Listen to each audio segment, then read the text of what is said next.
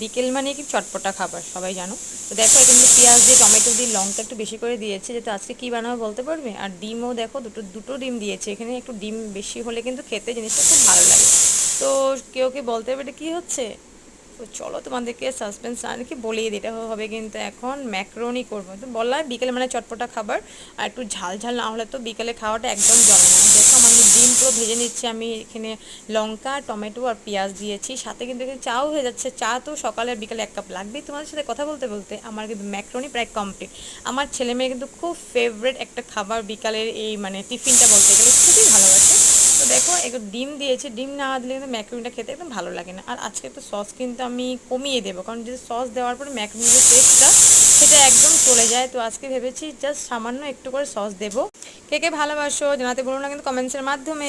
ভালোবাসা রেসিপি পাওয়ার জন্য কিন্তু আমার চ্যানেলটা অবশ্যই সাবস্ক্রাইব করে রেখো, কারণ আমার চ্যানেলে সবসময় নতুন নতুন সব কিছু নতুন নতুন ধরনের রেসিপি কিন্তু